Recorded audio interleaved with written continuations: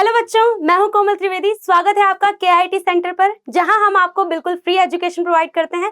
आज हम आपके लिए लेकर आए हैं क्लास 11 का एक खास चैप्टर जिसका नाम है एनिमल किंगडम।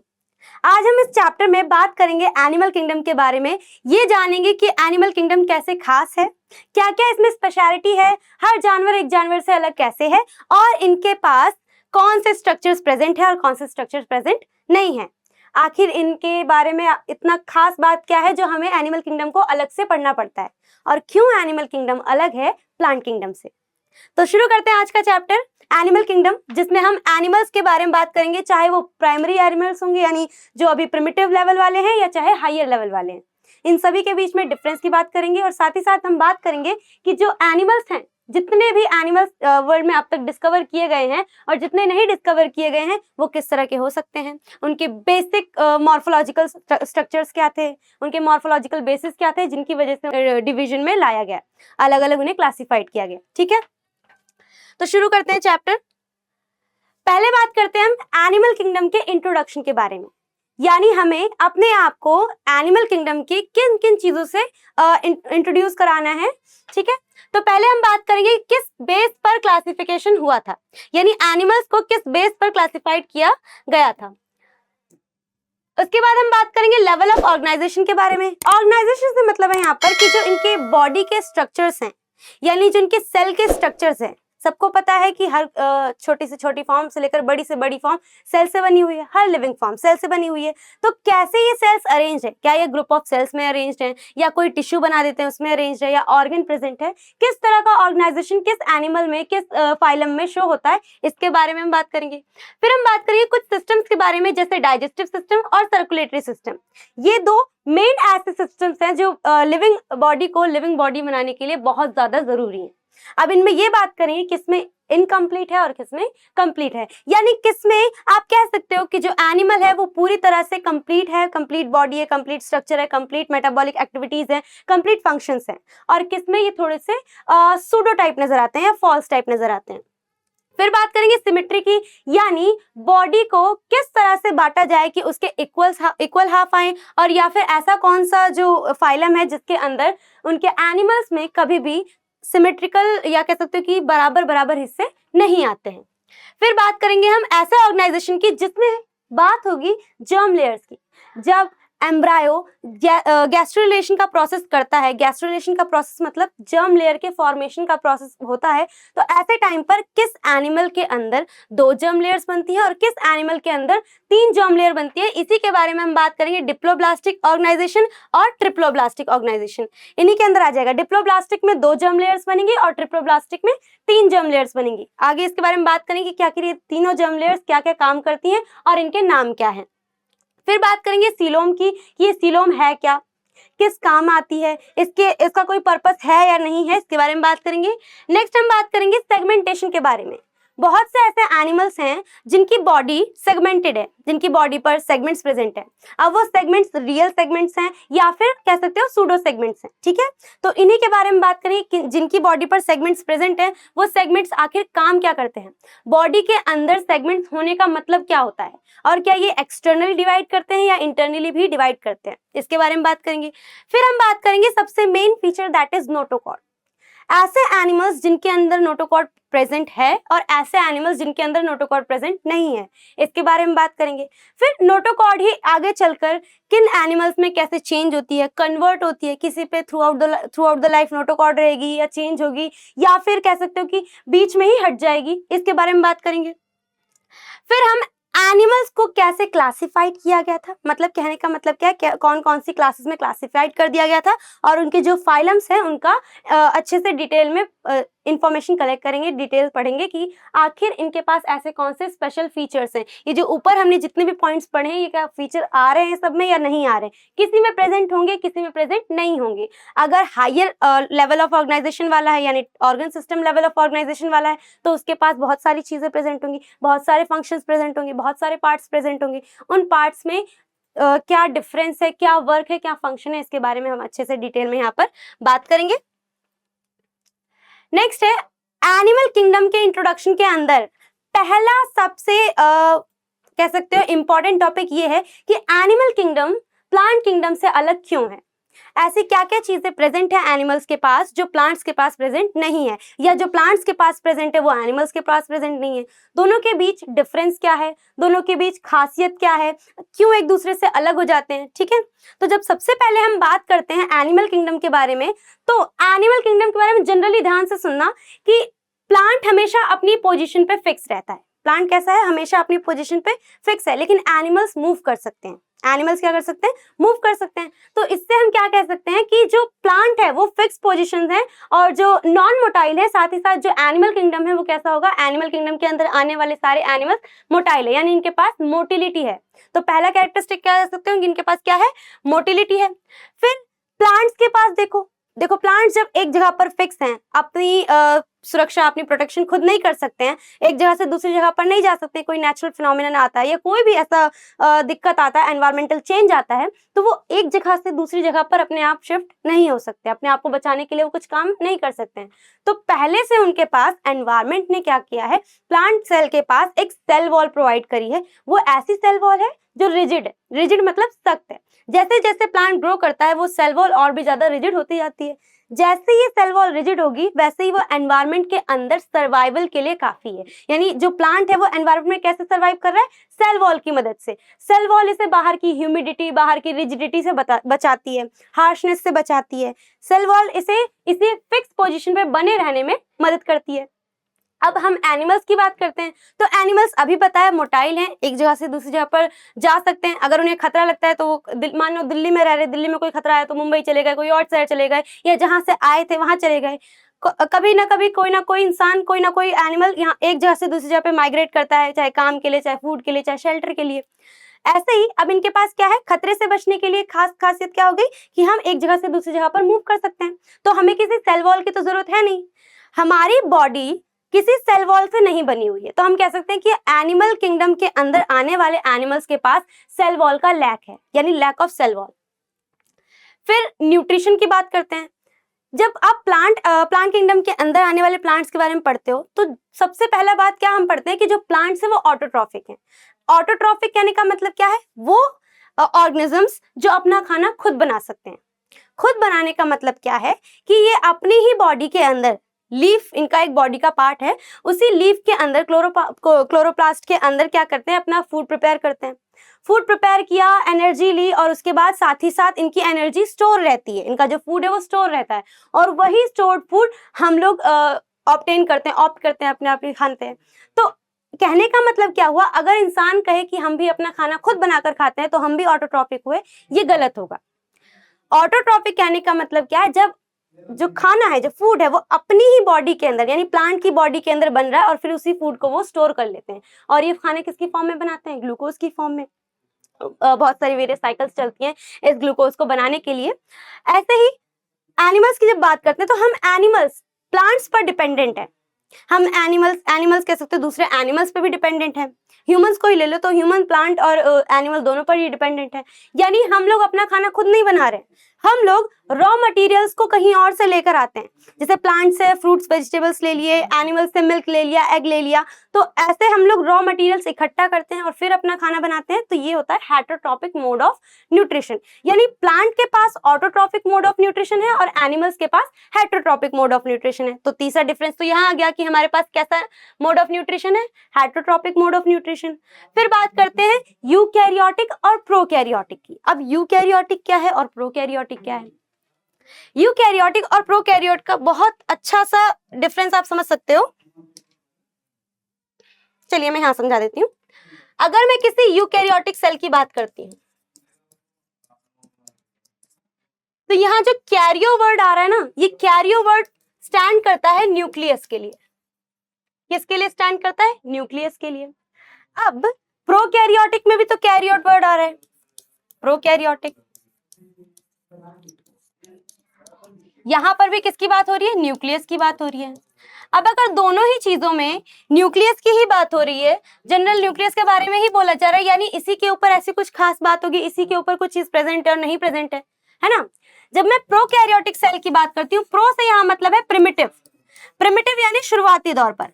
अब जब भी आप किसी काम को शुरू करते हो तो हमेशा छोटे पैमाने से शुरू करते हो, एकदम से तो बड़ा पैमाना नहीं शुरू करते हो ना, एकदम से तो लार्ज स्केल पर किसी चीज का प्रोडक्शन नहीं होता है। पहले छोटे छोटे लेवल्स पे प्रोडक्शन होगा, छोटे छोटे स्केल्स पे प्रोडक्शन होगा, उसके बाद एक मास प्रोडक्शन होता है।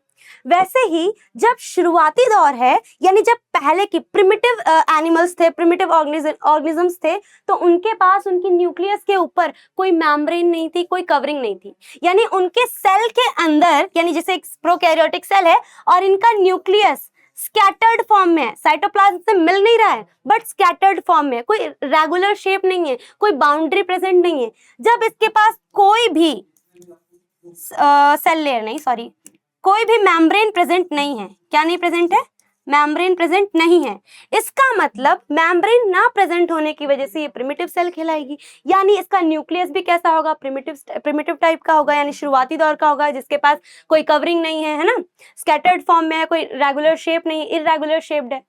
ऐसे में हम प्रोकैरियोटिक सेल को बोलते हैं कि प्रिमिटिव ऑर्गेनिजम्स या प्रिमिटिव सेल, जिसकी न्यूक्लियस के पास और साथ ही साथ इनके जो सेल ऑर्गेनल्स होते हैं, सेल ऑर्गेनल्स मतलब जो अदर पार्ट्स होंगे, जैसे माइटोकॉन्ड्रिया, गोल्जी पैटर्न, इन सब चीजों की बात करते हैं, अलग अलग ऑर्गेनल्स की बात करते हैं, तो इन ऑर्गेनल्स के पास भी इनकी कोई एनवेलप्स या कवरिंग प्रेजेंट नहीं होगी।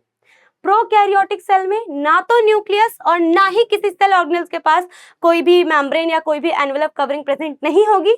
लेकिन जब बात करते हैं यूकैरियोटिक सेल की, तो यहाँ पर आप कह सकते हो कि न्यूक्लियस के पास न्यूक्लियर मेम्ब्रेन प्रेजेंट है। कौन सी मेम्ब्रेन, न्यूक्लियर मेम्ब्रेन।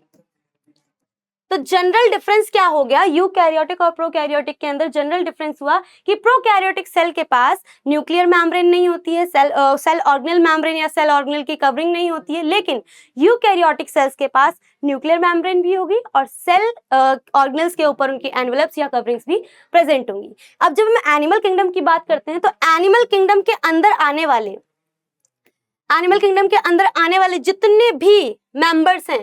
जितने भी मेंबर्स हैं, ये सारे के सारे कैसे हैं, ये यूकैरियोटिक है और साथ ही साथ मल्टी सेलुलर है।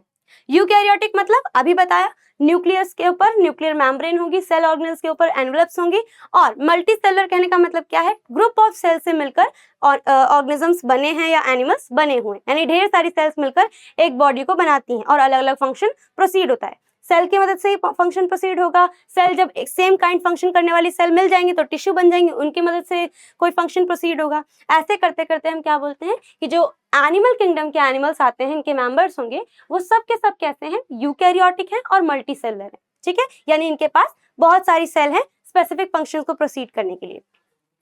फिर अभी बताया कि हर सेल अपना अपना कोई काम करती है। ठीक है, मल्टी सेलुलर सेल्स हैं या सेल्स का ग्रुप बन जाता है, सेम काइंड के फंक्शन करने वाली सेल का ग्रुप बन जाता है तो टिश्यू बन जाती है। यहीं से एक बात आती है कि एनिमल किंगडम के अंदर जो मेंबर्स आ रहे हैं, इन मेंबर्स के पास कॉम्प्लेक्स टिश्यू स्ट्रक्चर होता है, यानी जिनका टिश्यू स्ट्रक्चर है ना, वो 2 या 3 से मिलकर बना हुआ है। 2-3 मतलब एक टिश्यू, जैसे कनेक्टिव टिश्यू हो गई, सपोर्ट के लिए हो गई, फ्रेमवर्क के लिए हो गई, किसी चीज के ट्रांसपोर्टेशन के लिए हो गई। जैसे ब्लड की बात करते हैं तो एक फ्लूइड कनेक्टिव टिश्यू है, इसकी मदद से न्यूट्रिशन ट्रांसपोर्ट होता है, ऑक्सीजन का ट्रांसपोर्ट होता है। यानी जो टिश्यू स्ट्रक्चर्स हैं वो कैसे हैं, कॉम्प्लेक्स हैं। इन्होंने एक सीवियर पैथवे बनाया हर फंक्शंस के लिए।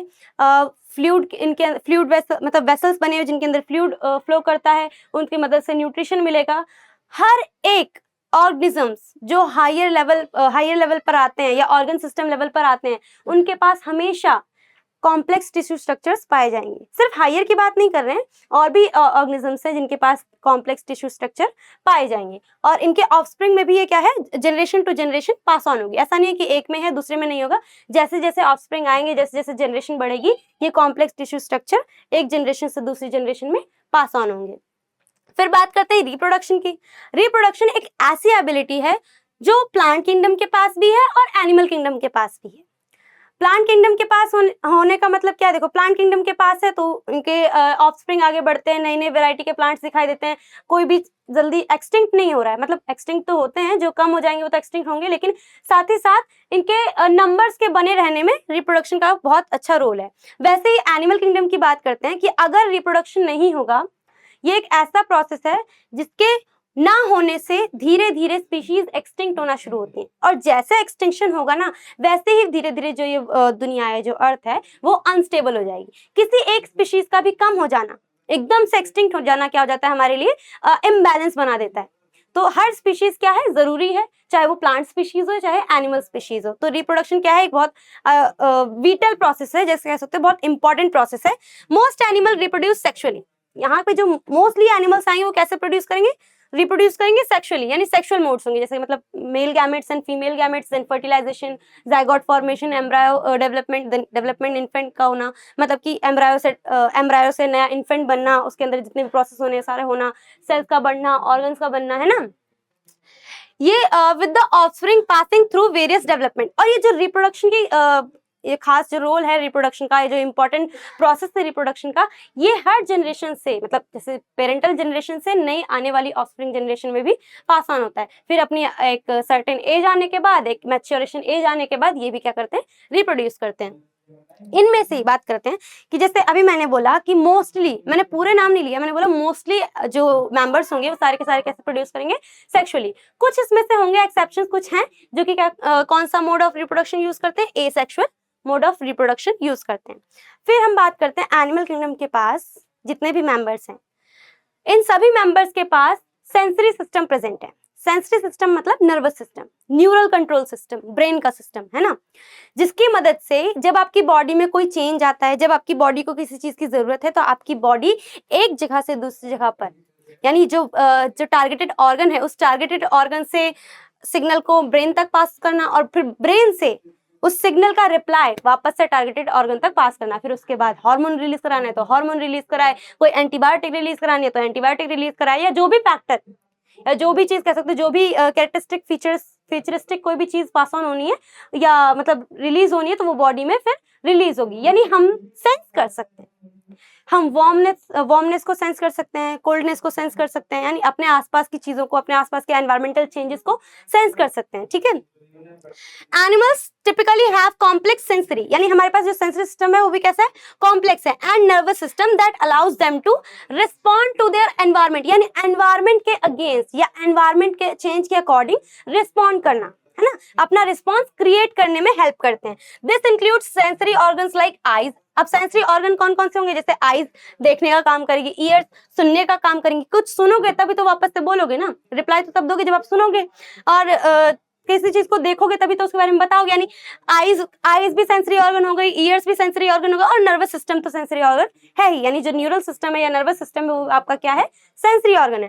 दैट प्रोसेसेस इंफॉर्मेशन, जो कि इंफॉर्मेशन को एक जगह से दूसरी जगह पर प्रोसेस करता है, एक जगह से दूसरी जगह पर ट्रांसमिट कराता है, यानी ट्रांसमिटेशन का काम होता है। देन उसके बाद हमारे पास देखो, अब ऐसा नहीं कि एनिमल किंगडम के वेरियस हैबिटाट्स नहीं है, एनिमल किंगडम के भी वेरियस हैबिटाट्स हैं और प्लांट किंगडम के भी वेरियस हैबिटाट्स हैं। बहुत सारी स्पीशीज है जो किसी खास नेटिव एरिया में पाई जाती है, उनकी खास इलाके हैं वहां पे पाई जाती है, ठीक है। यानी हर एक ऑर्गेनिज्म, हर एक टाइप के लिए, चाहे प्लांट का टाइप हो चाहे एनिमल का टाइप है, उसका अपना कोई नेटिव प्लेस है, अपना कोई हैबिटाट है, अपना कोई मेन हैबिटाट है जहाँ पर वो पाया जाता है। मेनली कुछ ऐसे एनिमल्स हैं जो मेनली सब जगह पाए जाते हैं ना, कुछ ऐसे एनिमल्स हैं जो सब जगह पाए जाएंगे, ठीक है। लेकिन फिर भी कभी कभी हम सुनते हैं, जैसे कि चीन के पांडास के बारे में सुन लेते हैं, यानी बहुत जहाँ पर जिसकी आबादी ज्यादा होगी वहां उसका नेटिव प्लेस माना जाता है, ठीक है। तो हमारा जो एनिमल किंगडम है वो भी क्या है, डाइवर्स है, बहुत ज्यादा डाइवर्स है, बहुत ज्यादा बिखरा हुआ है, बहुत ज्यादा वाइड स्प्रेड है।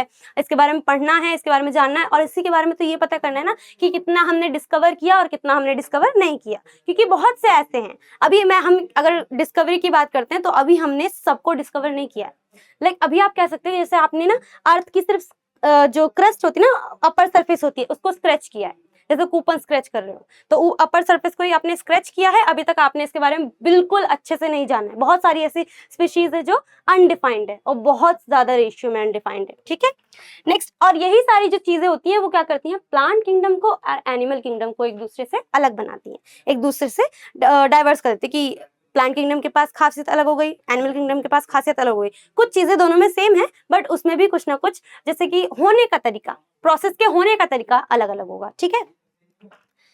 आगे बात करते हैं, अब देखो स्पीशीज के बारे में बात करते हैं, यानी कुछ स्पीशीज जो डिस्कवर्ड हुई हैं और अभी भी कुछ क्या है, अनडिस्कवर्ड है, और कुछ ऐसी हैं जो डिस्कवर्ड तो हो चुके हैं लेकिन उन्हें अभी आइडेंटिफाइड नहीं किया, अभी पहचाना नहीं गया है, क्योंकि कुछ सिमिलैरिटीज बहुत सारी स्पीशीज से मिल रही हैं, कुछ डिससिमिलैरिटीज भी मिल रही हैं। मतलब ऐसा है कि बहुत सारी स्पीशीज के अंदर क्या हो गई, वही सेम कैरेक्टर कॉमन आ रहा है, तो अभी कुछ स्पीशीज कैसी हैं, डिस्कवर तो हो चुकी हैं पर अनडिफाइंड है, उनके बारे में अभी हमने डिफाइन नहीं किया कि ये इस कैटेगरी में आती है, इस क्लास में आती है, इस फाइलम में आती है, किस फाइलम में आती है, ये हमें नहीं पता है।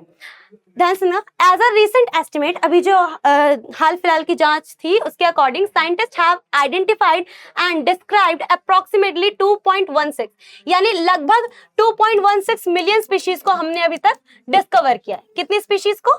2.16 मिलियन स्पीशीज को।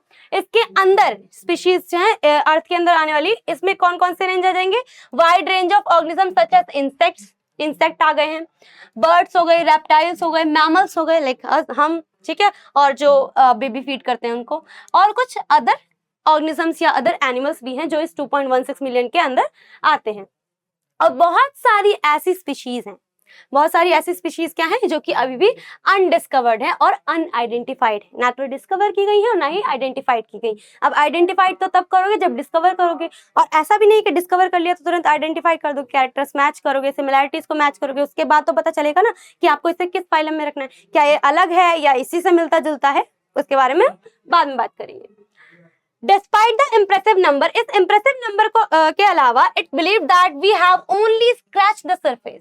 अब तक हमने सिर्फ क्या किया है? सरफेस को ही स्क्रैच किया, सरफेस को ही उकेरा है, यानी अब तक हमने सिर्फ थोड़ी सी इंफॉर्मेशन कलेक्ट की है, थोड़े से स्पीशीज को हमने अभी डिस्कवर्ड किया, आइडेंटिफाइड किया, अभी बहुत वास्ट नंबर क्या है? बाकी है, वास्ट नंबर बाकी है। Estimate suggest that around 86% of species, ध्यान सुनना, around 86% of species on land and 91% species in the ocean have yet to be discovered. यानी अभी लगभग 86% और 91% ये लैंड के ऊपर और ये ओशियन के अंदर इतनी स्पीशीज को डिस्कवर करना बाकी है, ये अनडिस्कवर्ड है। ये क्या है? अभी अनडिस्कवर्ड है, यानी अभी इनके डिस्कवरी बाकी है, अभी इनके आइडेंटिफिकेशन बाकी है, अभी हमने बहुत कम नंबर डिस्कवर किया। अगर मैं बात करूं 100% में से, देखो 100 में से 86 माइनस करो तो जितना आएगा, जैसे 14% स्पीशीज आपने लैंड पर भी डिस्कवर की है, और यहाँ पर साफ साफ पता चल रहा है कि 9% स्पीशीज को आपने सिर्फ और सिर्फ ओशन में डिस्कवर किया है। 91% बाकी है, 86% लैंड पर बाकी है, 91% ओशन में बाकी है, यानी अभी आपने इतनी कोई खास डिस्कवरी नहीं की है। ठीक है, डिस्कवर्ड स्पीशीज कितने हो गए? 2.16 मिलियन। अनडिस्कवर्ड स्पीशीज के अंदर पोटेंशियली ओवर 6.5 मिलियन, ध्यान सुना, over 6.5 million on land, land पर 6.5 मिलियन स्पीशीज है and 2.2 million species in the ocean. यानी अगर मैं नंबर की बात करती हूँ, लेट मी क्लियर, ओके, अगर मैं नंबर की बात करती हूँ लैंड पर, तो लैंड पर अराउंड 6.5 मिलियन, कितना? अराउंड 6.5 मिलियन स्पीशीज है मानी गई है। ठीक है, और 2.2 मिलियन ओशियन के अंदर, ओशियन के अंदर कितने हो गए? 2.2 मिलियन, और अभी तो हमने लगभग कुछ भी नहीं ढूंढा है, यानी इतनी अभी तो बहुत बाकी है ना। The vast majority of undiscovered, यानी जो बहुत बड़ी मेजॉरिटी है ना, वो क्या है? अभी अनडिस्कवर्ड है। Species are likely to be small, less conspicuous organism such as insects, ध्यान सुना, इंसेक्ट्स भी बाकी हैं, fungi and micro organisms, many of which habitat remote और extreme environment like deep oceans and dense rain forest. बहुत सारी ऐसी मानी गई हैं स्पीशीज की, डीप रेन फॉरेस्ट में होंगी, या फिर कह सकते हैं एक्सट्रीम एनवायरमेंट्स में होंगी, हार्श एनवायरमेंट में होंगी, एसिडिक एनवायरमेंट में होंगी। हर एक जैसे बैक्टीरिया है, उनकी खासियत होती है, कोई बहुत ज़्यादा थर्मल एनवायरमेंट में रह लेगा, मतलब बहुत ज़्यादा गर्म एनवायरमेंट में रह लेगा, बहुत ज़्यादा एसिडिक एनवायरमेंट में रह लेगा, है ना, बहुत ज़्यादा सॉल्टी एनवायरमेंट में रह लेगा, तो सबकी अपनी अपनी खासियत है। तो अभी हमारे पास क्या है? बहुत वास्ट मेजॉरिटी क्या है? डिस्कवर करनी बाकी है। ओके, आगे चलते हैं। अब बात कर लेते हैं कि आखिर ये सब कैसे शुरू हुआ, हमें क्लासिफिकेशन के बारे में कैसे शुरू हुआ कि क्लासिफिकेशन करना है, किसको कैसे क्लासिफाइड करना है, आखिर किसने बताया क्लासिफिकेशन के बारे में। तो क्लासिफिकेशन के अंदर हम टेक्सोनॉमी की बात करते हैं। टेक्सोनॉमी मतलब कि एक ऐसा लेवल ऑफ डिस्ट्रीब्यूशन, ऐसा लेवल ऑफ डिस्ट्रीब्यूशन जिसके अंदर हम सिमिलैरिटीज के बेस पर उनके फाइलम्स को बढ़ाते जाएंगे, है ना, या फिर कह सकते हो कि जो सिमिलैरिटीज के बेस पर इनके ऑर्डर्स को हम बढ़ाते जाएंगे, क्लासेस को बढ़ाते जाएंगे। अब ये जो टेक्सोनॉमिकल डिस्ट्रीब्यूशन की बात आती है, तो इसके अंदर हम बात करते हैं टेक्सोनॉमिकल हिरार्की की। किसकी? Taxonomical hierarchy. इस टेक्सोनॉमिकल हिरार्की के अंदर हम लोगों में सबसे ऊपर आता है किंगडम। क्या आता है? किंगडम। ठीक है, अब तक हम सबको ये पता है कि कितने किंगडम है, लगभग 5 किंगडम है। कितने किंगडम है? 5 किंगडम। ठीक है, अभी हम कौन से किंगडम की बात कर रहे हैं? एनिमल किंगडम की बात। किंगडम के बाद आता है आपका फाइलम, यानी इसका किंगडम का सब फॉर्म। अब किंगडम के अंदर जो सिमिलैरिटीज होंगी ना, जितने एनिमल्स आ जाते हैं उन सबको क्या कर देंगे हम लोग? फाइलम में डिस्ट्रीब्यूट कर देंगे। तो इसके बाद क्या आ गया? फाइलम। इसके बाद आता है क्लासेस, यानी फाइलम की सब फॉर्म्स क्या होंगे? फाइलम के अंदर कौन कौन सी चीजों को लिया गया होगा? सेम क्लासेस के, यानी सेम सिमिलैरिटीज वाली क्लासेस को एक साथ रखकर फाइलम बना दिया। उसके बाद आएगा order, family, genus and last में स्पीशीज। लास्ट में क्या थी? स्पीशीज। हमेशा हम इसे अपवर्ड डायरेक्शन में पढ़ेंगे। अपवर्ड डायरेक्शन मतलब पहले हम स्पीशीज को ढूंढते हैं, स्पीशीज के अंदर सिमिलैरिटी मिलने के बाद हम उस स्पीशीज को एक जीनस में रखते हैं, जीनस के अंदर आने वाली सिमिलैरिटीज को हम एक फैमिली में रखते हैं, और ऐसे करते करते हम लोग अपवर्ड डायरेक्शन की तरफ बढ़ते हैं। जब हम लोग किंगडम के अंदर आ जाते हैं, जब हम एक किंगडम की बात करने लगते हैं, तो इस किंगडम को फिर हम लेकर जाते हैं डोमेन के अंदर। किसके अंदर? डोमेन के अंदर। सबको पता है डोमेन कितने होते हैं? 3 डोमेन। यानी ध्यान से सुनना, क्या बोला मैंने? टेक्सोनॉमिकल हिरार्की को हमेशा अपवर्ड डायरेक्शन में पढ़ा जाएगा, यानी डाउनवर्ड से लेकर अपवर्ड डायरेक्शन में। सबसे पहले स्पीशीज को ढूंढा जाएगा, स्पीशीज के अंदर सिमिलैरिटीज आ गई, सेम काइंड की स्पीशीज मिली, सेम सिमिलर फंक्शन करने वाली स्पीशीज मिली, तो हम उसे एक जीनस में रखेंगे।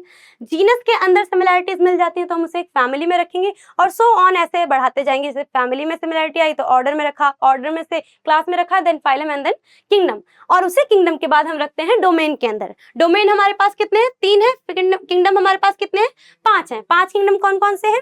मोनेरा, प्रोटिस्टा, फंगी, एनिमल और प्लांट किंगडम। 5 किंगडम थे, जिसमें से हम क्या पढ़ रहे हैं? अभी हम पढ़ रहे हैं हमारे पास एनिमल किंगडम। आज हमारा टॉपिक क्या है? Animal kingdom. ठीक है, होप इतना क्लियर। इसके बाद अब बात करते हैं कि इस टेक्सोनॉमी के बारे में बताया किसने था। टेक्सोनॉमी के अंदर जो टेक्सा वर्ड आ रहा है ना, दैट इज फॉर स्टेटा और लेवल। इसका मतलब होता है लेवल।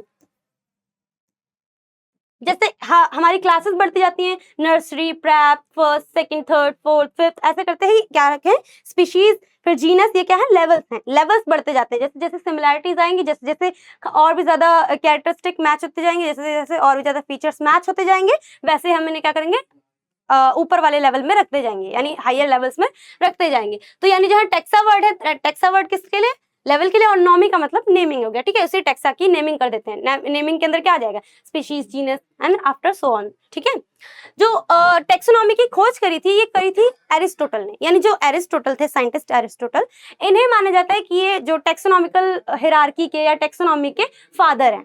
और साथ ही साथ फादर भी कह सकते हो, फाउंडर भी कह सकते हो, है ना, कि जो फाउंडर ऑफ टेक्सोनॉमी वो कौन है?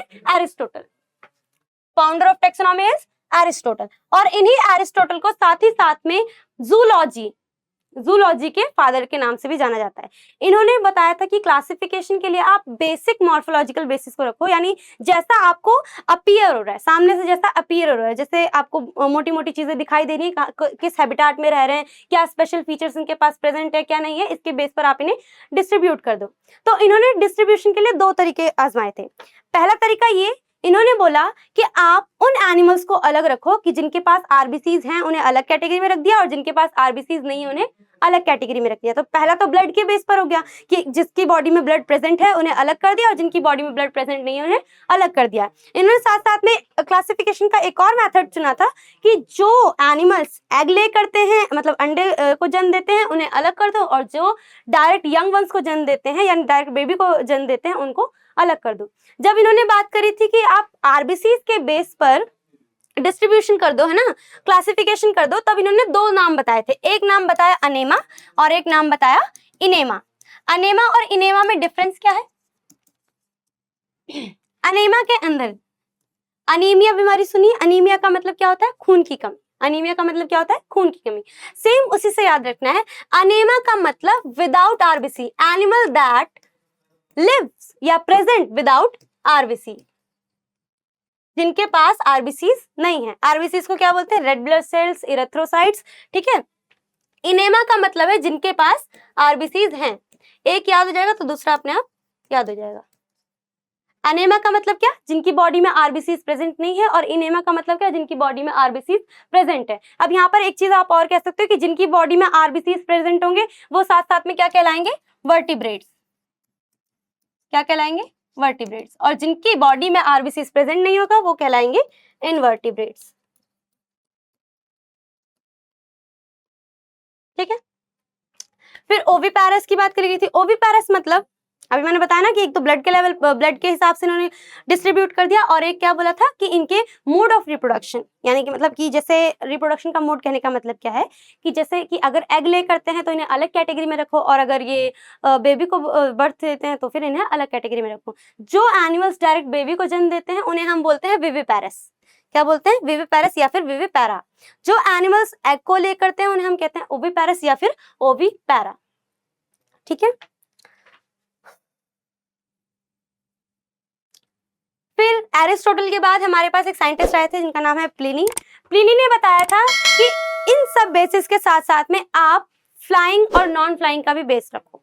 यानी कुछ एनिमल्स तो ऐसे हैं जो उड़ पाते हैं और कुछ एनिमल्स ऐसे हैं जो कि उड़ नहीं पाते हैं। यानी इन्होंने बोला कि जो उड़ने वाले एनिमल्स हैं उन्हें अलग कैटेगरी में रखो, और जो नहीं उड़ने वाले एनिमल्स हैं उन्हें अलग कैटेगरी में रखो। यानी इन्होंने क्या जनरल क्या बात बताई कि एक और मॉर्फोलॉजिकल बेस है जिस बेस का नाम क्या है, फ्लाइंग और नॉन फ्लाइंग। तो इनकी कैटेगरी क्या थी, फ्लाइंग एंड नॉन फ्लाइंग। फिर इनके बाद आते हैं जॉन रे। जॉन रे ने हमें स्पीशीज का कॉन्सेप्ट दिया था।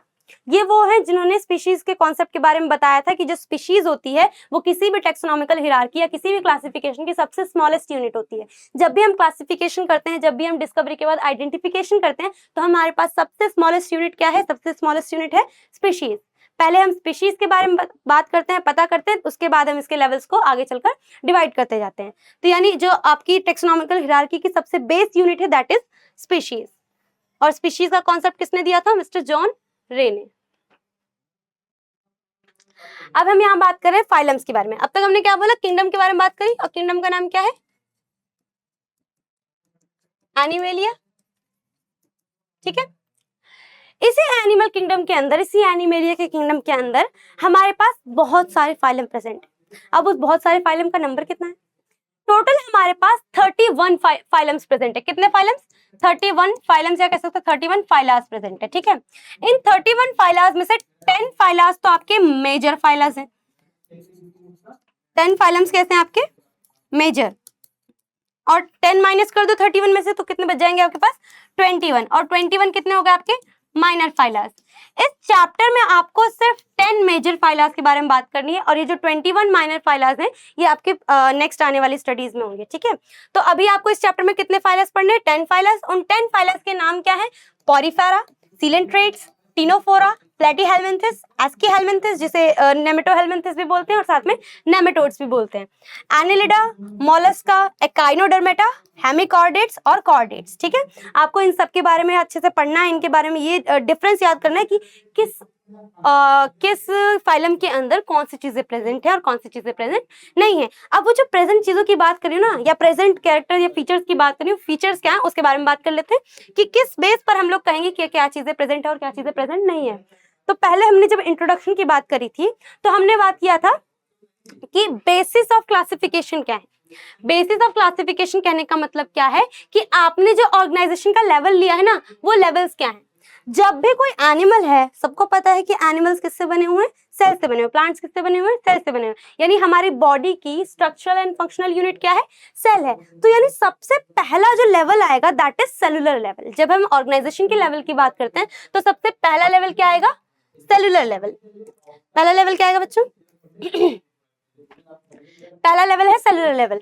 जब सेलुलर लेवल कहने का मतलब क्या है कि सेल ही सारे के सारे फंक्शन प्रोसीड करेगी। सेल क्या करेगी, सारे के सारे फंक्शन को प्रोसीड करेगी। जब मैं कहती हूं कि सेम फंक्शन करने वाली, क्या क्या करने वाली, सेम फंक्शन करने वाली सेल साथ में मिलकर, सेम फंक्शन करने वाली सेल साथ में मिलकर ग्रुप बनाती हैं। क्या बनाती हैं, जब मैं कहती हूँ सेम काइंड के फंक्शन करने वाली सेल साथ में मिलकर ग्रुप बनाती हैं, तो इस ग्रुप को हम लोग बोलते हैं टिश्यू। क्या बोलते हैं, टिश्यू। यानी जब सेल के बेस पर, यानी जब सेल के अंदर फंक्शंस होंगे दैट इज सेलुलर लेवल, और जब सेम फंक्शन करने वाली सेल्स साथ मिल जाती हैं, ग्रुप्ड हो जाती हैं, ग्रुप बना लेती हैं, तो उस बने हुए ग्रुप को हम बोलते हैं टिश्यू। और जब टिश्यू की मदद से बॉडी के फंक्शंस काम करने लगे तब हमारा सिस्टम लेवल ऑफ ऑर्गेनाइजेशन आता है टिश्यू लेवल ऑफ ऑर्गेनाइजेशन, जो हमारे ऑर्गेनाइजेशन के लेवल का सेकंड पार्ट है। यानी पहला पार्ट तो सेलुलर लेवल है, दूसरा पार्ट क्या है? टिश्यू लेवल है। सेलुलर लेवल, टिश्यू लेवल के बाद जब सेम फंक्शन करने वाले टिश्यू साथ मिलकर कोई मास्ड सा स्ट्रक्चर बनाए, कोई सॉलिड सा स्ट्रक्चर बनाए, तो उसे हम बोलते हैं ऑर्गन। यानी टिश्यूज मिलकर जब कोई एक ऐसा स्ट्रक्चर बनाए जिस स्ट्रक्चर की मदद से कोई स्पेसिफिक फंक्शन प्रोसीड होगा, कोई स्पेसिफिक फंक्शन होगा, तब हम कहते हैं वो जो भी स्ट्रक्चर बनाए दैट इज ऑर्गन। और ऐसे जिनकी बॉडी में सिर्फ और सिर्फ ऑर्गन्स प्रेजेंट होंगे, ऐसे लेवल ऑफ ऑर्गेनाइजेशन को हम बोलते हैं ऑर्गन लेवल ऑफ ऑर्गेनाइजेशन। और ये हमारे लेवल ऑफ ऑर्गेनाइजेशन का थर्ड पार्ट है, यानी थर्ड लेवल ऑफ ऑर्गेनाइजेशन है। ठीक है, फोर्थ लेवल ऑफ ऑर्गेनाइजेशन के अंदर जब यही ऑर्गन साथ में मिलकर काम करने लगे, मतलब दो या दो से ज्यादा ऑर्गन मिलकर साथ में किसी एक स्पेसिफिक फंक्शन को प्रोसीड करते हैं, तब हम कहते हैं कि जो लेवल ऑफ ऑर्गेनाइजेशन है वो है ऑर्गन सिस्टम लेवल। जब तक ऑर्गन है, सपोज जैसे कि आपको बोला जाए कि आपके पास एक मॉनिटर है, कंप्यूटर का सिर्फ मॉनिटर है, तो आप मॉनिटर को सिर्फ एक पार्ट बोलोगे ना, कि एक पार्ट है, पूरे पीसी का एक पार्ट है सिर्फ, है ना, पूरा कंप्लीट हिस्सा तो है नहीं। जब इसके बाकी पार्ट्स भी साथ में जुड़ जाएंगे तब तो आप बोलोगे कि अब ये एक सिस्टम बन चुका है, वर्क करने के लिए क्या बन चुका है? एक सिस्टम बन चुका है। वैसे ही जब तक पार्ट्स अलग अलग हैं उसे आप सिस्टम नहीं करोगे। जब आप सभी पार्ट्स को साथ में जोड़ दोगे किसी एक स्पेसिफिक फंक्शन को प्रोसीड करने के लिए, तब आप कहते हो कि आपने कौन सा लेवल ऑफ ऑर्गेनाइजेशन प्रोसीड किया है? Organ system level of organisation. यानी 4 लेवल ऑफ ऑर्गेनाइजेशन थे, कौन कौन सी? पहला सेलुलर लेवल, दूसरा टिश्यू लेवल, तीसरा ऑर्गन लेवल और चौथा ऑर्गन सिस्टम लेवल। इन्हीं के बेस पर डिफरेंसेस पता करने हैं। सेलुलर लेवल का पहले ही बता दूं कि इसमें सिर्फ और सिर्फ एक किंगडम ऐसा है, सॉरी एक फाइलम ऐसा है जो कि सेलुलर लेवल में आएगा, दैट इज पॉरीफेरा। जो पहला हमारा फाइलम है वही हमारे सेलुलर लेवल में आएगा, और अभी आगे बात करेंगे इसके बारे में। इसके बाद हम बात करते हैं, हमने एक और सिस्टम की बात करी थी ना, डाइजेस्टिव सिस्टम और सर्कुलेटरी सिस्टम। अब डाइजेस्टिव सिस्टम किसी की बॉडी में कंप्लीट है और किसी बॉडी में इनकम्प्लीट है। कंप्लीट और इनकम्प्लीट का मतलब क्या है? जब सपोज मैं बोलती हूँ कि सपोज ये कोई बॉडी है, ठीक है, सपोज ये क्या है? कोई बॉडी है, ठीक है, एंड ये माउथ का हिस्सा है। ये कौन सा हिस्सा है? माउथ का हिस्सा है, एंड दैट इज एनस। अगर किसी बॉडी के अंदर सिर्फ और सिर्फ सिंगल ओपनिंग है, अगर मैं कहती हूँ सिर्फ किसी बॉडी के अंदर सिर्फ और सिर्फ क्या है? सिंगल ओपनिंग, यानी एक ही ओपनिंग के जरिए इनटेक भी होगा और आउट थ्रू भी होगा, यानी एक ही ओपनिंग के जरिए आप मिनरल्स को इनटेक भी करोगे और साथ साथ में जो एक्सक्रीट होगा, जो वेस्ट होगा ना, एक्सक्रीटा होगा, उसको एक्सक्रीट भी करोगे, है ना। तब आप कहते हो जो डाइजेस्टिव सिस्टम है वो इनकम्प्लीट है। जब सिर्फ और सिर्फ सिंगल ओपनिंग की मदद से डाइजेस्टिव सिस्टम को प्रोसीड किया जाए, डाइजेस्टिव ट्रैक को बनाया जाए, तो that is incomplete digestive system. जब बॉडी के अंदर दो मेन ओपनिंग्स होंगी, यानी माउथ की ओपनिंग अलग है और एनएस की ओपनिंग अलग है, यानी जब आप इनटेक करते हो फूड का तो वो अलग ओपनिंग से करोगे, और साथ ही साथ जो एक्सक्रीशन होगा वेस्ट मटेरियल्स का वो किसी और ओपनिंग से होगी। तो दैट इज कि आप क्या बोल सकते हो कि वो जो डाइजेस्टिव सिस्टम है वो क्या हो चुका है? कंप्लीट हो चुका है। इसकी अलग अलग ओपनिंग है। जब ओपनिंग अलग अलग है, यानी जब माउथ और एनएस अलग अलग प्रेजेंट है बॉडी के अंदर, तो उस बॉडी के अंदर कंप्लीट डाइजेस्टिव सिस्टम होगा। जब किसी बॉडी के अंदर सिर्फ और सिर्फ सिंगल ओपनिंग होगी, इनटेक के लिए भी और एक्सक्रीशन के लिए भी, तो that is incomplete digestive system.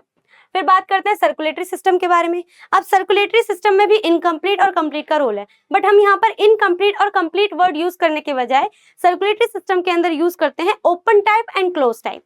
Open type कहने का मतलब है कि जब सपोज आपकी जो कोई भी एनिमल है जिसकी बॉडी में ऑर्गन्स प्रेजेंट है, ऑर्गन सिस्टम्स प्रेजेंट है, और उसके पास एक ऐसा हार्ट है ट्यूब के फॉर्म में, ट्यूबुलर फॉर्म में हार्ट प्रेजेंट है, और उस ट्यूब से अचानक से पूरा ब्लड आता है और पूरे के पूरे ऑर्गन जितने भी प्रेजेंट है बॉडी में वो शावर कर लेते हैं, पूरे भीग जाते हैं। जब ऐसा सर्कुलेटरी सिस्टम प्रेजेंट होगा तो दैट इज ओपन टाइप। जब इसी सर्कुलेटरी सिस्टम के अंदर जहां से ब्लड का सर्कुलेशन स्टार्ट हुआ है वापस से वहीं पर आ जाए ब्लड वापस, तो दैट इज क्लोज टाइप। यानी अगर मैं बोलती हूँ कि कोई पाइप है वो राउंड शेप की, पूरी सर्कुलर शेप की है और इसका कोई एंड नहीं है, तो ये क्या है, पूरी वापस से क्लोज्ड है। जब किसी चीज का एंड प्रेजेंट होगा यानी दो एक्सट्रीम्स प्रेजेंट होंगे तो वो ओपन टाइप होता है। यानी इनकम्प्लीट सर्कुलेटरी सिस्टम के अंदर ट्यूबुलर हार्ट्स प्रेजेंट होते हैं और कंप्लीट सर्कुलेटरी सिस्टम के अंदर वेसल्स प्रेजेंट होती हैं, ऐसी वेसल्स जिसके जरिए ब्लड फ्लो होता है। ठीक है, इसके बाद हम बात करते हैं सिमेट्री के बारे में। सिमेट्री मतलब डिवीजन, बॉडी का डिवीजन, जब आप बॉडी को इक्वल पार्ट्स में डिवाइड करते हो। जब हम एनिमल्स की बात करते हैं तो काफी सारे ऐसे एनिमल्स प्रेजेंट हैं जिनकी बॉडी शेप इरेगुलर है, यानी आप इन्हें कहीं सेंट्रल एक्सिस से काट लो या मतलब किसी भी एक्सिस से काट लो और उसके एक्सिस से कट करने के बाद इनकी बॉडी अगर इक्वली डिवाइड ना हो तो उस ऑर्गेनिज्म को हम बोलते हैं एसिमेट्रिकल। जो पॉरीफेरा कैटेगरी होती है, इस पॉरीफेरा के अंदर, पॉरीफेरा का दूसरा नाम स्पॉन्जेस भी है, इस स्पॉन्जेस के अंदर इरेगुलर शेप पाई जाती है, यानी जो बॉडी है उसका कोई परफेक्ट शेप नहीं है, स्क्वायर सर्कल कोई परफेक्ट शेप नहीं है, और परफेक्ट शेप ना होने की वजह से इनके कभी भी कोई बराबर हिस्से नहीं हो सकते। ऐसे में हम कहते हैं कि इनकी बॉडी कैसी है, एसिमेट्रिकल है। जब किसी ऑर्गेनिज्म की या किसी एनिमल की बॉडी लेटरली डिवाइड करी जाती है और लेटरली डिवाइड करने के बाद उसके दो इक्वल हाफ्स होते हैं, यानी राइट हाफ और लेफ्ट हाफ, दोनों ही क्या है, बिल्कुल बराबर बराबर हैं। जब ऐसे में दो इक्वल हाफ आपको मिलते हैं तो आप कहते हैं जो सिमेट्री है वो बायलेटरल सिमेट्री है। बायलेटरल सिमेट्री में बाय वर्ड स्टैंड करता है दो के लिए, और लेटरल मतलब आपने कट करा, आपने लेटरली क्या किया है, कट किया है या डायसेक्ट किया है बॉडी को, और डायसेक्ट करने के बाद क्या है, जो दोनों ही हाफ्स हैं वो कैसे आएंगे, इक्वल आएंगे। इसके अंदर ह्यूमंस आ गए, एनिमल्स आ गए, जो किसके अंदर आएंगे, आपके बायलेटरल सिमेट्री के अंदर। फिर बात करते हैं रेडियल सिमेट्री। रेडियल सिमेट्री हमेशा फाउंड होगी सर्कुलर बॉडीज में। सर्कुलर बॉडीज में कहने का मतलब क्या है, ऐसी बॉडी फॉर्म्स जिनके सेंट्रल एक्सिस से कट करने पर, यानी सेंटर से कट करने पर जितने भी पार्ट्स आएंगे वो सारे के सारे कैसे होंगे, इक्वल होंगे, रेडियल पार्ट्स होंगे। ठीक है, रेडियस के, जैसे रेडियस सबके बराबर होते हैं, एक सर्कल के अंदर रेडियस बराबर होता है, वैसे ही जो एनिमल्स होंगे, सर्कुलर बॉडी फॉर्म्स वाले और एनिमल्स होंगे या ऑर्गेनिजम्स होंगे, उनकी बॉडी के जितने भी पार्ट्स निकलेंगे वो सब कैसे होंगे, सेंट्रल एक्सिस से कट करने पर सारे के सारे पार्ट इक्वल ही डिवाइड होंगे। तो सिमेट्री कितने लेवल की हो गई, 3 लेवल की हो गई। एक एसिमेट्रिकल जिसके अंदर कोई सिमेट्री नहीं आएगी, कोई भी इक्वल हाफ नहीं आएंगे। दूसरा बायलेटरल सिमेट्रिकल जिसमें बॉडी के दो इक्वल हाफ होंगे, राइट हाफ और लेफ्ट हाफ। तीसरा होता है आपका रेडियल सिमेट्री, जिसके अंदर आप सर्कुलर बॉडी फॉर्म्स के अंदर सिमेट्री करोगे यानी डायसेक्शन करोगे, और उस डायसेक्शन के अंदर आपको जितने भी पार्ट्स मिलेंगे वो सारे के सारे कैसे मिलेंगे, इक्वल मिलेंगे। ठीक है, फिर बात करते हैं हम लोग ऑर्गेनाइजेशन की, ऐसे ऑर्गेनाइजेशन की जिसके अंदर हम बात कर रहे थे जर्म लेयर की। जर्म लेयर मतलब जब एक एम्ब्रायो डेवलप होता है, जैसे कि फर्टिलाइजेशन हुआ और फर्टिलाइजेशन के बाद जायगोट बना, जायगोट से जब एम्ब्रायो बनेगा, क्या बनेगा, जायगोट से एम्ब्रायो। तो इस एम्ब्रायो के अंदर, इस एम्ब्रायो के अंदर डेवलपमेंट हो रही है, ग्रोथ हो रही है, और इसी के में एक प्रोसेस होता है जिसको हम बोलते हैं गैस्ट्रुलेशन।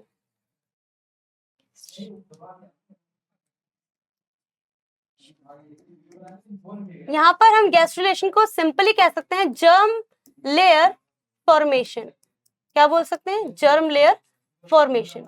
जर्म लेयर्स वो लेयर्स होती हैं जिनकी मदद से आगे चलकर बॉडी बनना शुरू होती है। सेल्स जो हैं डिवाइड होंगे, आगे चलकर ऑर्गन्स बनेंगे, आगे चलकर सेल्स अपना अपना फंक्शन अलग अलग डिफरेंशिएट हो जाएंगे ना, बनने के बाद, ग्रो होने के बाद।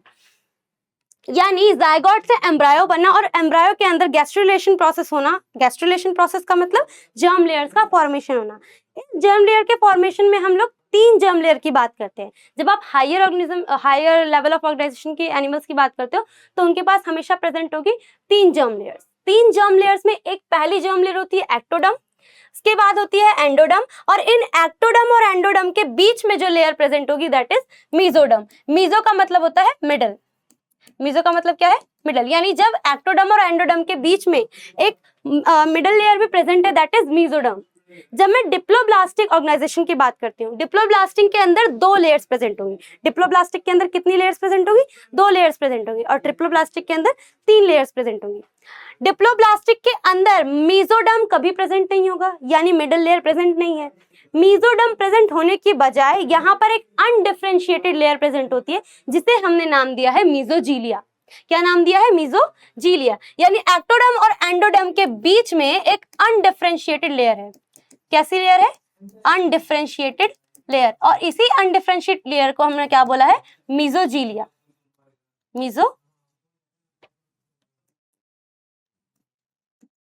मीजोजीलिया। और जब ट्रिप्लोब्लास्टिक ऑर्गेनाइजेशन की बात करते हैं तो ट्रिप्लोब्लास्टिक ऑर्गेनाइजेशन में तीनों लेयर प्रेजेंट है, एक्टोडर्म, एंडोडर्म और एक्टोडर्म और एंडोडर्म के बीच में जो मिडिल लेयर आएगी दैट इज मीजोडर्म। यानी जब 3 लेयर प्रेजेंट है तब ट्रिप्लोब्लास्टिक ऑर्गेनाइजेशन होगा, और जब 2 लेयर प्रेजेंट है दैट इज डिप्लोब्लास्टिक ऑर्गेनाइजेशन। अब इसी ऑर्गेनाइजेशन से बात जुड़ी हुई है सीलोम की। किसकी बात जुड़ी हुई है? सीलोम की। ध्यान से सुनना। सीलोम क्या है? सीलोम एक ऐसी कैविटी है जो प्रेजेंट होती है गट वॉल और बॉडी वॉल के बीच में। किसके किसके बीच में? गट वॉल और बॉडी वॉल के बीच में। गट वॉल और बॉडी वॉल के बीच में जो कैविटी प्रेजेंट है उसका नाम क्या है आपके पास? सीलोम। किसी बॉडी फॉर्म्स में, ठीक है, यहाँ पर हम ना 3 तरह के सीलोम की बात करेंगे। एक ऐसी बॉडी जिसके अंदर सीलोम प्रेजेंट नहीं है यानी एसीलोमेटेड, ठीक है।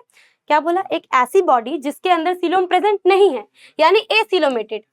ऐसी बॉडी जिसके अंदर सीलोम प्रेजेंट तो नहीं है पर कुछ पाउच लाइक स्ट्रक्चर्स प्रेजेंट है उस बीच वाली लेयर में, जो कैविटी वाली लेयर है ना, कैविटी वाली, उस कैविटी के अंदर पाउच लाइक लेयर प्रेजेंट है। उस पाउच लाइक लेयर को हम बोलते हैं सूडोसिलिमेट। सूडो का मतलब होता है फॉल्स। सूडो का मतलब क्या है यहाँ पर? फॉल्स। यानी कोई रियल सीलोम नहीं बट एक फॉल्स सीलोम। कैसा सीलोम? फॉल्स सीलोम, ठीक है, सूडोसिलोम। पहला क्या बोला? जिसकी बॉडी में मतलब जो लेवल ऑफ ऑर्गेनाइजेशन है इसका, ट्रिप्लोब्लास्टिक और डिप्लोब्लास्टिक का, इसके अंदर जब कैविटी प्रेजेंट है गट वॉल और बॉडी वॉल के बीच में, तब अगर कैविटी प्रेजेंट नहीं है तो एसीलोमेट। अगर कैविटी प्रेजेंट नहीं है बट वहां पर उस कैविटी के अंदर या मतलब उस कैविटी के बजाय वहां पर पाउच लाइक स्ट्रक्चर्स प्रेजेंट है तो दैट इज सूडोसिलोमेट यानी फॉल्स सीलोम प्रेजेंट है। अगर बॉडी में सीलोम प्रेजेंट है तो वो क्या हो जाएगा? सीलोमेट, ठीक है। 3 तरह के हो गए, एक एसीलोमेटेड, सूडोसिलोमेटेड और सीलोमेटेड।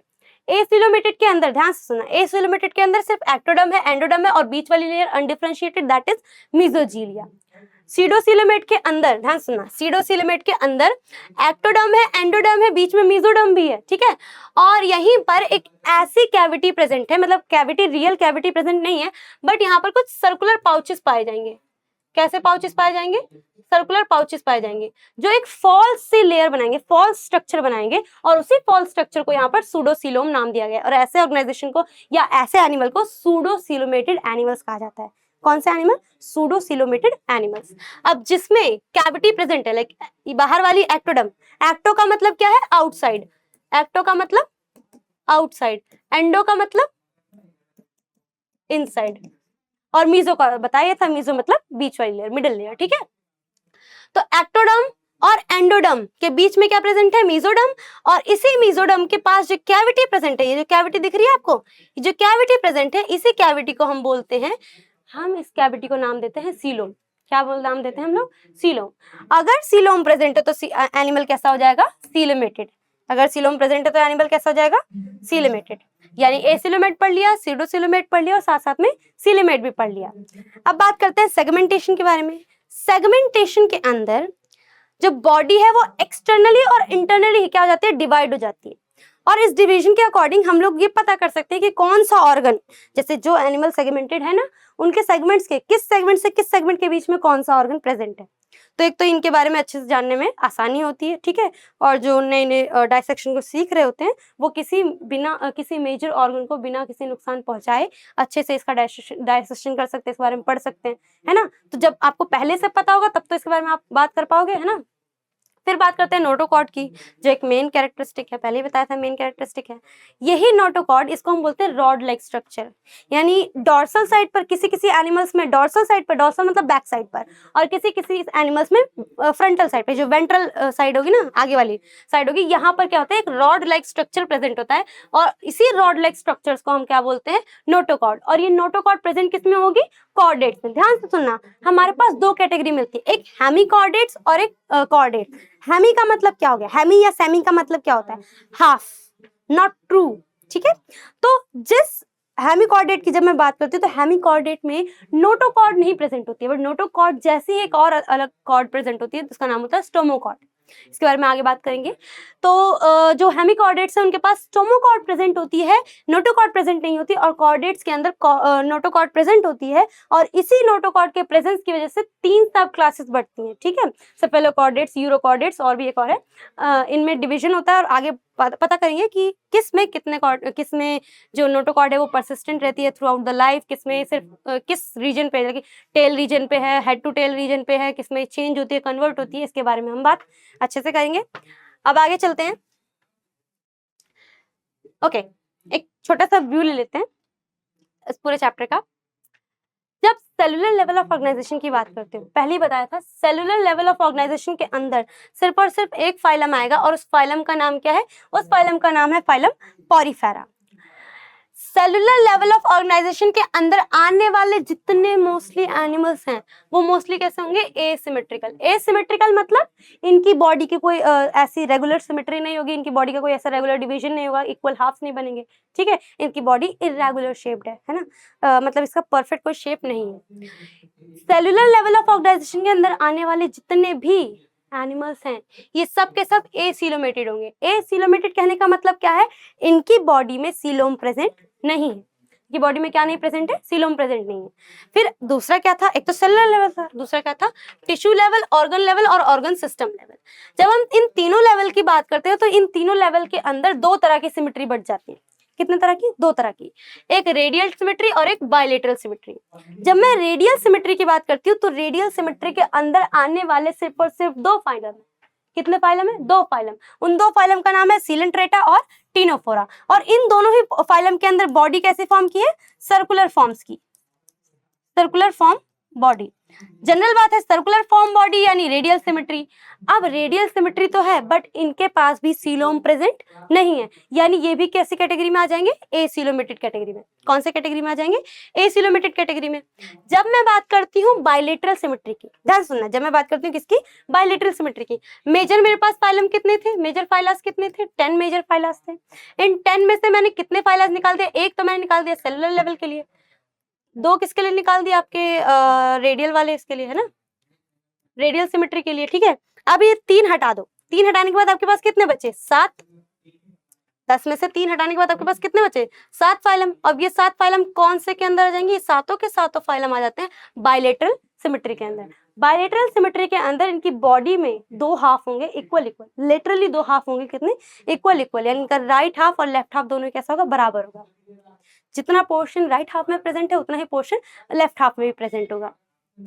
बायलेटरल सिमेट्री के अंदर आने वाले एनिमल्स कैसे हैं? सीलोमेटेड भी हैं, सूडो सीलोमेटेड भी हैं और एसिलोमेटेड भी हैं। यानी ध्यान सुनना, सेलुलर में सिर्फ एसिलोमेटेड कैटेगरी आई थी, रेडियल में भी सिर्फ एसिलोमेटेड कैटेगरी आई थी, लेकिन जब मैं बायलेटरल सिमेट्री की बात करती हूँ तो इसमें कुछ एनिमल सीलोमेटेड भी हैं, कुछ एनिमल सूडो सीलोमेटेड भी हैं और कुछ एनिमल्स साथ साथ में एसिलोमेटेड भी हैं। यानी इसमें तीनों की तीनों सीलोम वाली कैटेगरीज आ जाएंगी, सब फॉर्म्स आ जाएंगी। जब मैं सीलोमेटेड कैटेगरी की बात करती हूँ तो सीलोमेटेड कैटेगरी के अंदर आपके पास आते हैं 6 फाइलम। कितने फाइलम? 6 फाइलम। 6 क्यों? हाँ, 6 फाइलम आते हैं।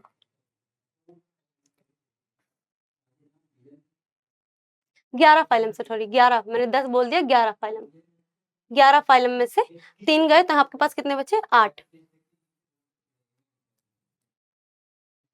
ध्यान सुनना, ठीक है। 11 फाइलम में से कितने बचे आपके पास? 8 फाइलम बचे। तो इसमें से जो 6 फाइलम हो जाएंगे वो तो सीलोमेट के अंदर आ जाएंगे। सीलोमेट के अंदर जो फाइलम आएंगे वो है Annelida, arthropoda, mollusc, echinodermata, hemichordates और कॉर्डेट्स। कौन कौन से? सीलोमेटेड के अंदर आने वाले हैं Annelida, arthropoda, Mollusca, echinodermata, hemichordates और कॉर्डेट्स। इतनी कैटेगरी आ गई, क्लियर? ओके। अब इसके बाद हम बात करते हैं, ठीक है। देखो ये जो हेमिकॉर्डेट और कॉर्डेट की बात करी गई है ना, ये एक ही जैसे हैं, पर हेमिकॉर्डेट को अलग कैटेगरी में क्यों रखा गया? एक्चुअल में 10 मेजर फाइलाज ही हैं, बट यहाँ पे मैंने अभी 11 क्यों चेंज किया? ध्यान से सुनना, 10 मेजर फाइलाज ही आपको पढ़ने हैं, बट मैंने यहाँ पे 11 इसलिए चेंज किया क्योंकि कॉर्डेट्स के 2 कैटेगरीज डिवाइड कर दी गई थी, ठीक है।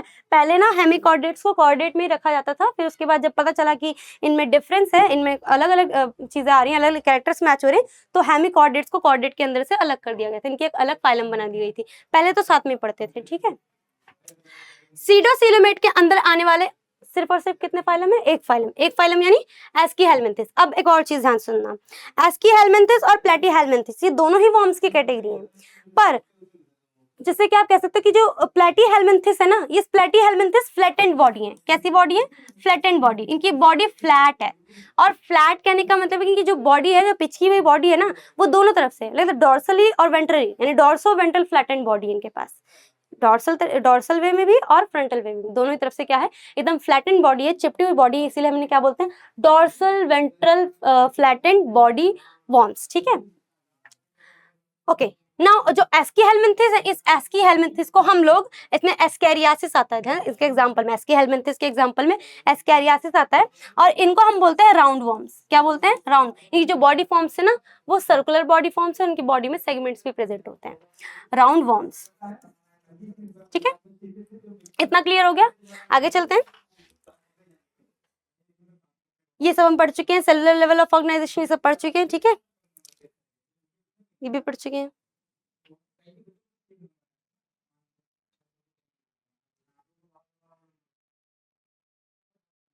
चलो एक चीज समझा देती हूँ, देखो, जैसे सर्कुलर बॉडी फॉर्म, ठीक, बायलेटरल के लिए मानो मैंने ऐसा कोई रेगुलर सा शेप बना दिया, ठीक है, कोई भी रेगुलर सा शेप, सपोज करो ये क्या एनिमल है, यहाँ पे इसके एक हाथ है, ये मेरा एनिमल है, ठीक है, एनिमल, प्यारा सा एनिमल,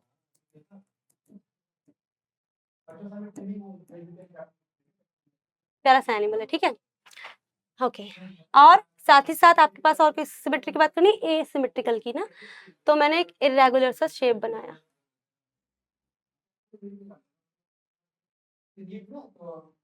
ठीक है, सपोज ये कोई शेप है, कोई शेप, ठीक है। अब ध्यान सुनना, जब मैं रेडियल सिमेट्री की बात करती हूँ और इस रेडियल सिमेट्री के अंदर मैं सेंट्रल एक्सिस से कट लगाती हूँ, तो सेंट्रल एक्सिस से रेडियस इक्वली डिवाइड होगा। ध्यान सुनना, हर सेंटर से कट करने पर जितने भी रेडियस मिले, सेंटर से जितने भी रेडियस आते हैं सर्कल के अंदर, वो सारे के सारे कैसे होते हैं? इक्वल होते हैं। तो यहाँ जितने भी डिवीजन आएंगे, जितने भी पार्टीशन होंगे, वो कैसे होंगे? सबके सब इक्वल होंगे, है ना। तो यहाँ पर जो सिमेट्री आएगी दैट इज रेडियल सिमेट्री। सारे के सारे जितने भी पार्ट्स आएंगे वो सब कैसे होंगे? इक्वल पार्ट्स होंगे। Radial all equal parts, all equal parts, सारे के पार्ट्स इक्वल होंगे। जब मैं बायलेटरल सिमेट्री की बात करती हूँ, तो बायलेटरल सिमेट्री में जब मैं किसी भी ऐसे ऑर्गेनिज्म को लेटरली डिवाइड करती हूँ, तो और उसकी बॉडी फॉर्म्स, यानी उसका लेफ्ट और राइट दोनों हाफ कैसा हो? बराबर बराबर डिवाइड हो, एक हाथ इधर गया, एक हाथ इधर गया, एक पैर इधर गया, एक पैर इधर गया, बॉडी भी क्या है? बराबर बराबर डिवाइड हो गए।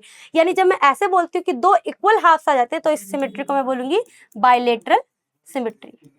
कैसे सिमेट्री? Bilateral symmetry. जैसे कॉकरोच को देख लो, मेंढक को देख लो, इंसानों को देख लो, बकरी, भेड़, किसी को भी देख लो, सबके अंदर क्या प्रेजेंट होगी? आपकी बायलेटरल सिमेट्री। अब जैसे सपोज करो ये इरेगुलर सा शेप है, जैसे अमीबा की तरह, ठीक है, बट अभी मैं समझ सकते हो अमीबा की तरह, ठीक है।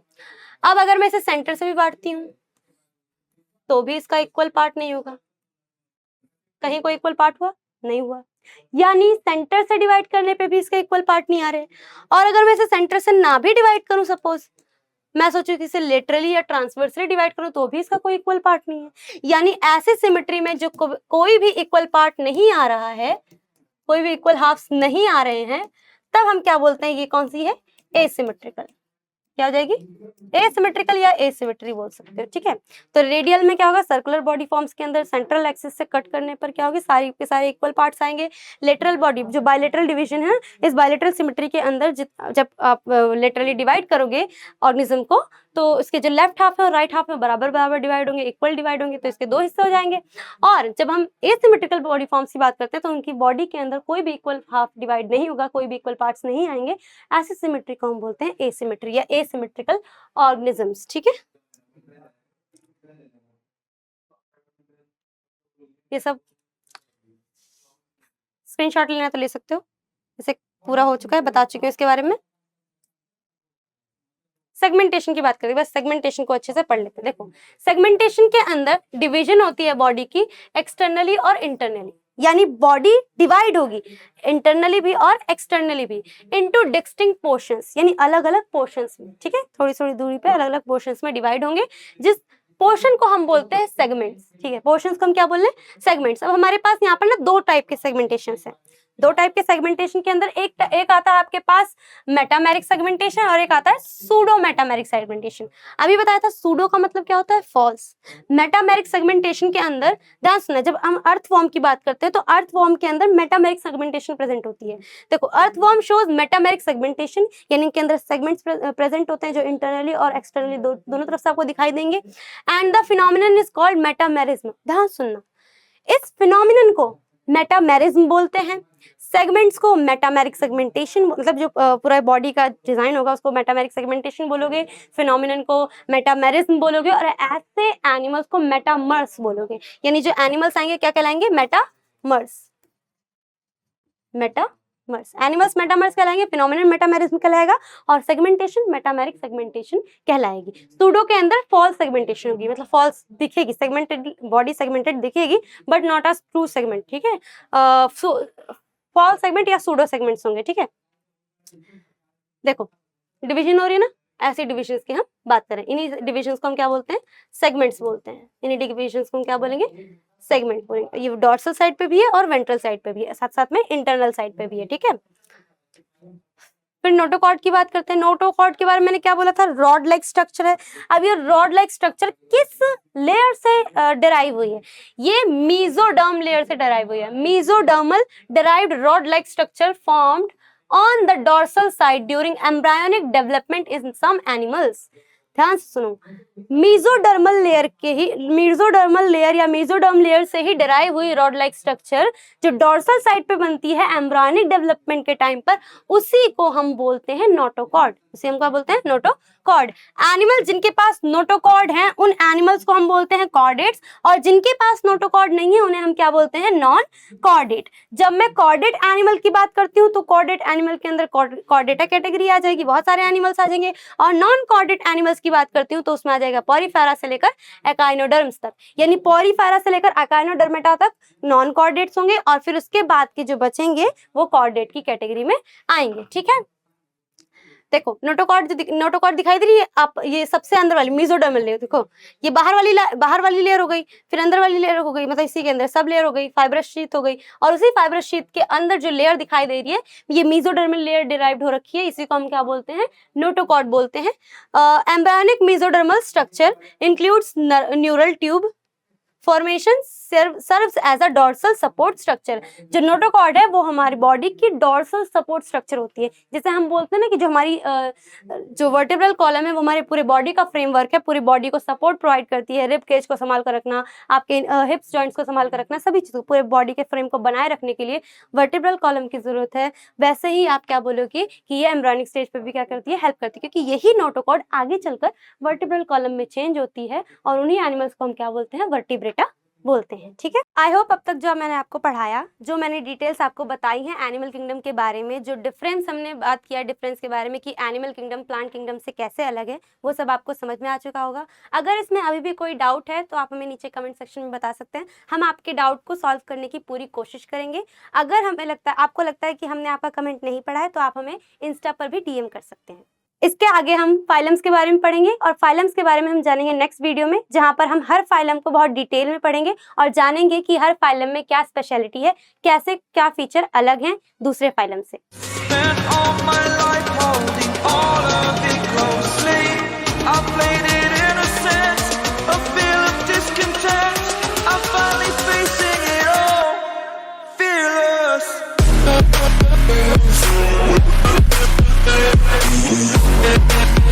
Yeah.